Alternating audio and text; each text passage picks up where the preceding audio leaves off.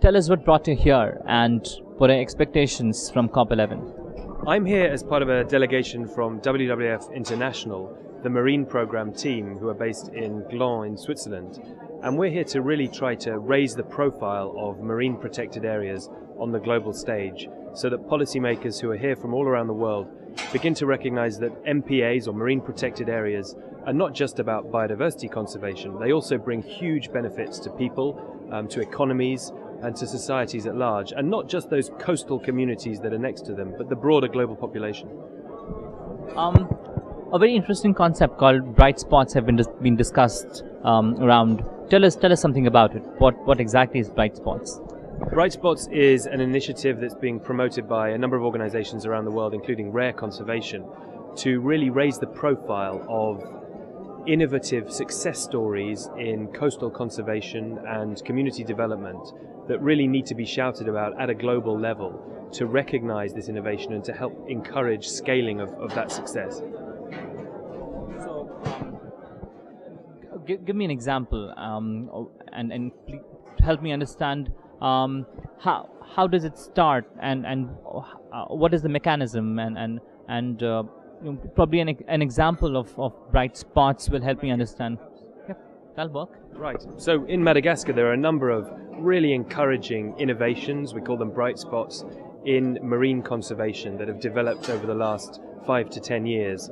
One that we're talking about a lot recently is the almost explosion in interest that we're seeing in community-based marine management. So that's creating protected areas in the ocean that are managed by communities with the support of the government, but where many of the decisions are made at a local level. And this has many advantages. It makes these areas more adaptable, it means they're low cost, it means they have local credibility and respect. And what's really interesting in the example of Madagascar is that the catalyst for conservation in many of these sites has actually been fisheries. Communities are starting to see that conservation makes economic sense. That when a fishery is managed responsibly, it starts to pay off in interest, kind of like interest on an endowment or a natural trust fund, and that it's really not worth eroding that natural capital that's underlying that productivity. And when that signal, when that profitability gets translated to the supply chain, so that's to the private sector that's buying the catch, then there's a tremendously powerful model that can be taken to scale. And one of the things that we've seen in Madagascar over the last 10 years is the expansion of small-scale fisheries management projects over hundreds of kilometres of coastline, really driven very much by the fishermen themselves and with the support of both the fishing companies, the buyers, and the government. So it's a really successful story. And just 2 months ago, this particular bright spot was replicated by the government of Mauritius. So it's kind of gone international within the Western Indian Ocean region. So a really positive, scalable, and financially sustainable model for starting marine conservation, a powerful demonstration and catalyst. Wonderful. I mean, sounds really amazing. But then, help me understand these bright spots. Implementation have basic principles, and how can it be replicated elsewhere? I mean, can those principles be replicated with a little bit of customization, or how does it typically work?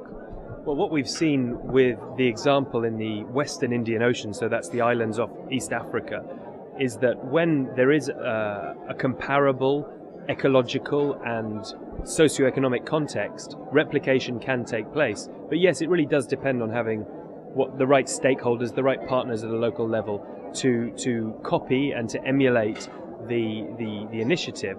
Obviously, that does require a certain amount of adaptation. Things that are legal in Madagascar, or legal mechanisms or frameworks that are used to govern natural resources in Madagascar, for example, might not be appropriate to Mauritius. So that's why it requires such multilateral, multi-level support from the government right through to communities and the private sector.